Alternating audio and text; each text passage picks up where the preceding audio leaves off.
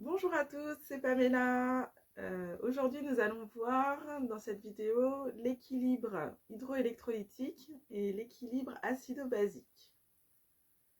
Donc pour commencer avec l'équilibre hydroélectrolytique, donc c'est un équilibre entre anions et cations qui sont présents en fait dans le plasma, c'est-à-dire un équilibre entre l'eau et les électrolytes de l'organisme.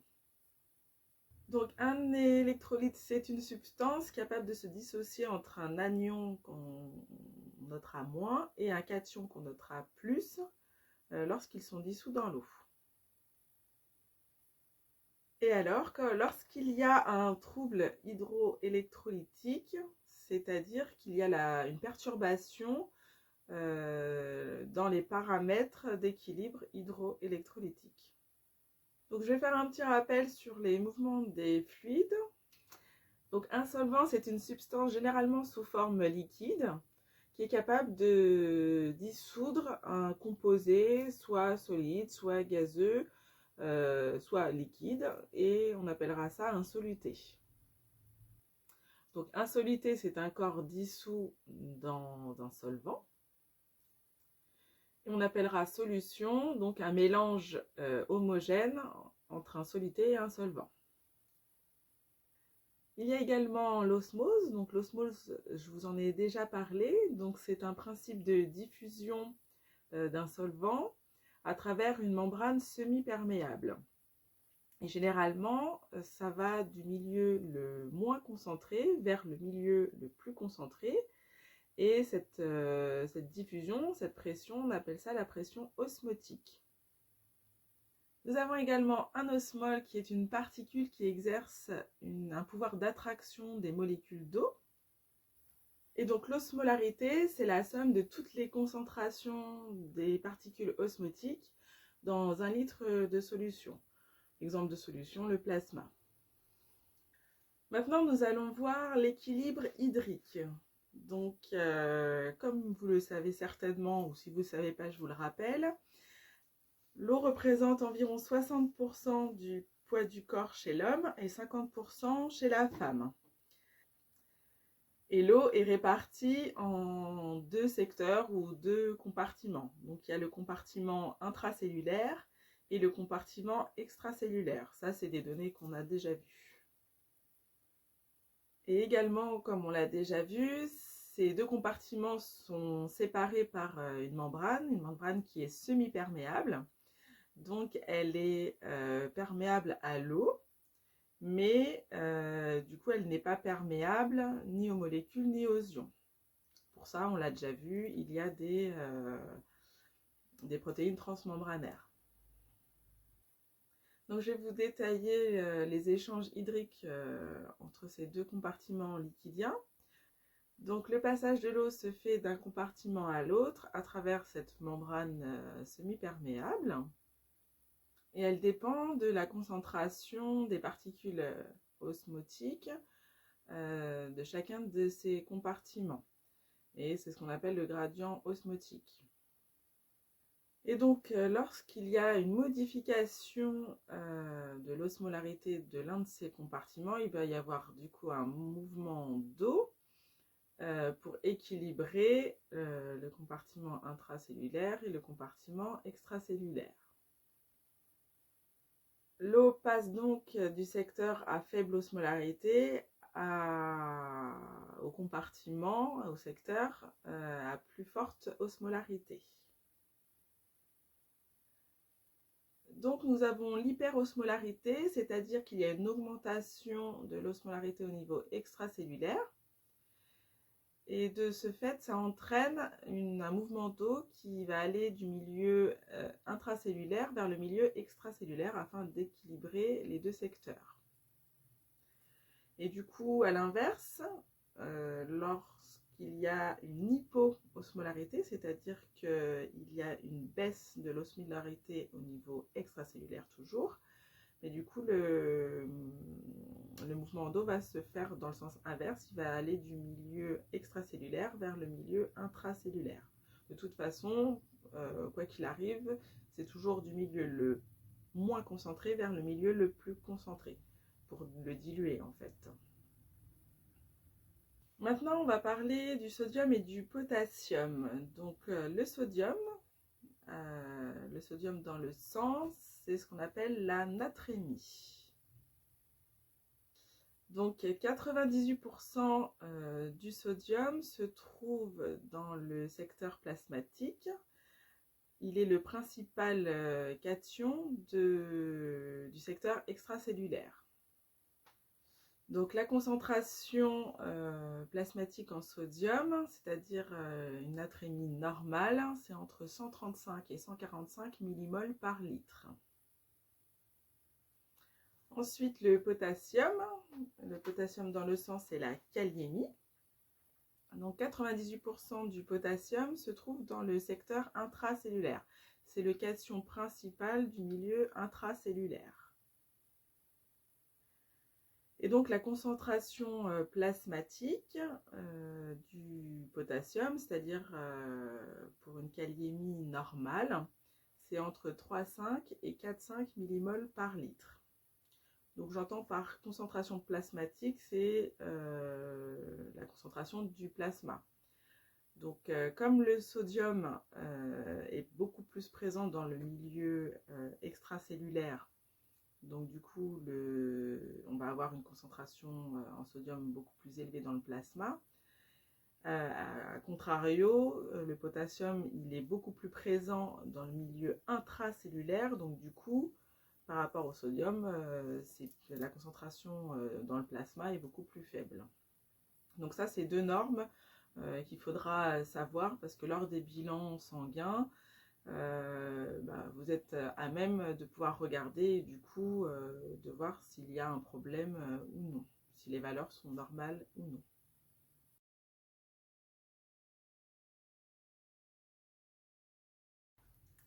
Et maintenant, nous allons voir l'équilibre acido-basique.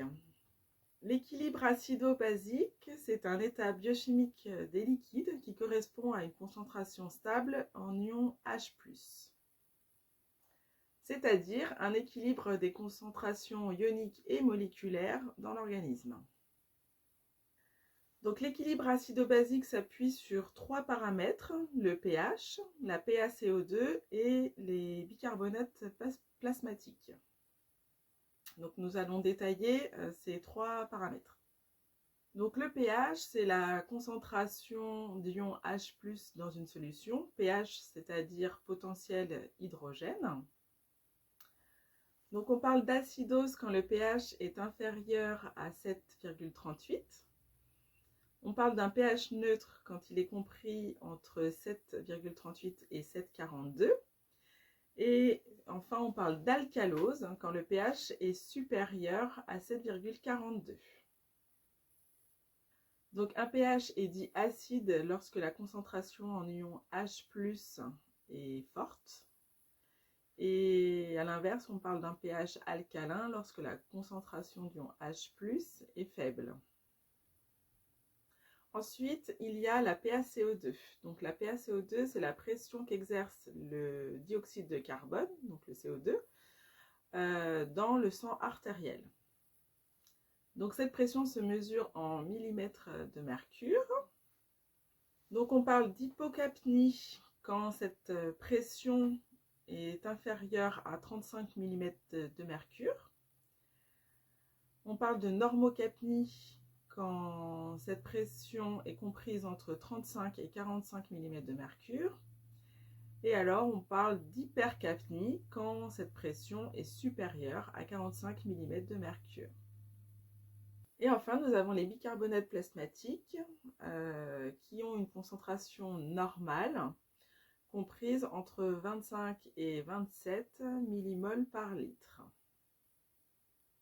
Donc il y a un trouble acido-basique lorsqu'il y a une perturbation de l'un de ces trois paramètres. On va faire un petit récapitulatif sur l'acide et la base.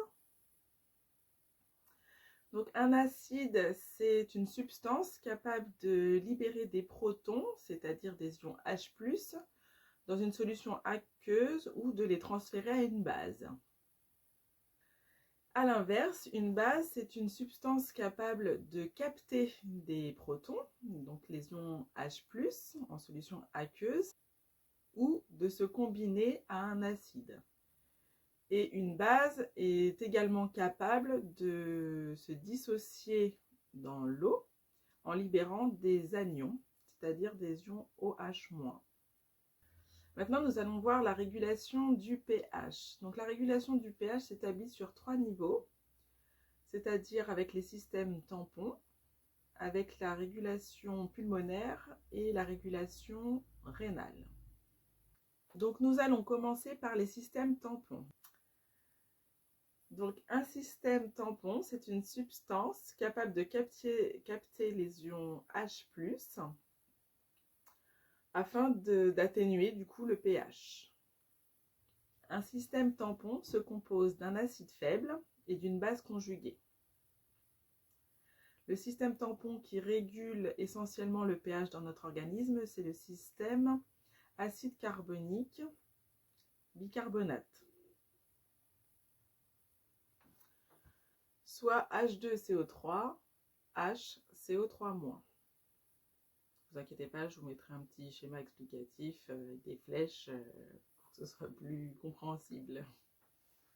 Nous avons également la régulation pulmonaire, donc c'est-à-dire que nous avons l'acide carbonique qui se dissocie en dioxyde de carbone, CO2, et en eau, H2O. Et à l'inverse, le dioxyde de carbone s'associe à l'eau pour former l'acide carbonique. À chaque fois, c'est des équations réversibles. Alors, la ventilation alvéolaire est commandée par les centres respiratoires. Et ces centres respiratoires sont stimulés par, d'une part, la PaO2. Donc, c'est la pression exercée par le dioxygène dans le sang artériel. Et la PaCO2, c'est la pression du dioxyde de carbone exercée dans le sang artériel. Donc on va avoir l'hypercapnie. Donc l'hypercapnie, c'est l'augmentation de la PaCO2 dans le sang artériel. Donc cette hypercapnie, c'est lorsque cette pression est supérieure à 45 mm de mercure et entraîne du coup une hyperventilation alvéolaire. Et cette hyperventilation alvéolaire va entraîner du coup la diminution de la PaCO2 par expulsion du dioxyde de carbone dans l'air expiré. L'hypocapnie, à l'inverse, c'est la diminution de la PaCO2 dans le sang artériel. Donc cette hypocapnie, c'est quand la pression est inférieure à 35 mm de mercure. Et du coup, ça entraîne une hypoventilation alvéolaire. Et donc, l'hypoventilation va entraîner une augmentation de la PaCO2 par la diminution de l'élimination du dioxyde de carbone dans l'air expiré. Je ne sais pas si c'est clair. Donc, en gros, quand la pression, la PaCO2 est trop forte dans le sang artériel, on va hyperventiler pour éliminer ce CO2 dans l'air expiré. Et à l'inverse, quand la PaCO2 est trop faible, du coup on va diminuer cette ventilation pour en fait garder le CO2 à l'intérieur. Ensuite, nous avons la régulation rénale qui, elle, se fait sur 2 niveaux. Donc, la réabsorption des bicarbonates et l'élimination des ions H+. La réabsorption des bicarbonates en excès, c'est-à-dire HCO3-, se fait au niveau du tube contourné proximal. Et ainsi, on a un maintien de la concentration des bicarbonates plasmatiques à un niveau stable. Et nous avons l'élimination des ions H+, au niveau du tube contourné distal, ce qui permet une concentration stable et on obtient ainsi un pH neutre. Et pour finir, l'équilibre acido-basique et la régulation du pH s'établissent selon l'équation suivante que je vous mettrai. Cela signifie que si les systèmes tampons sont tous à l'équilibre, on parle alors d'équilibre acido-basique. Et si l'un de ces systèmes diminue, les autres systèmes diminuent dans les mêmes proportions. Pour vraiment finir, je vais vous faire un petit récapitulatif en fait des éléments qui sont présents dans notre corps ainsi que dans quelle proportion à peu près. Comme ça, dans les différentes matières, quand on verra tous les organes, ça vous permettra certainement de mieux comprendre. Donc nous avons 3 éléments qui sont principaux, on va dire, qui sont présents dans une plus grande proportion. Donc nous avons l'oxygène qui est présent à 68% de la masse corporelle. Nous avons le carbone qui est présent dans 18% de la masse corporelle, qui représente 18% de notre masse corporelle. Et nous avons l'hydrogène qui représente 10% de notre masse corporelle. Ensuite, nous avons l'azote qui représente 3%, le calcium qui représente 1,5%, le phosphore qui représente 1%, le potassium qui représente 0,4%, le soufre qui représente 0,3%, le sodium et le chlore qui représentent 0,2%, le magnésium, l'iode et le fer qui représentent 0,1% et le cuivre qui représente 0,01%.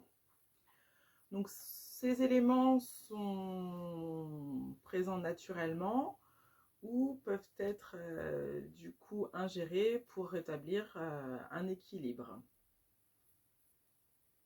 Voilà, c'est fini pour cette vidéo. Je vous remercie de m'avoir écouté. J'espère que je ne suis pas trop barbante. Mais vous inquiétez pas, dans les prochaines, dans pas trop longtemps j'espère, là je veux vraiment terminer la base de la base. Et ça va devenir un petit peu plus fun quand on commencera à parler des pathos et des soins infirmiers envers ces pathos. Donc je vous remercie encore de m'avoir écouté. N'hésitez pas à vous abonner, ça m'aide. Commentez si vous voulez des précisions sur certaines choses. Et je vous dis à bientôt dans une prochaine vidéo. Merci beaucoup.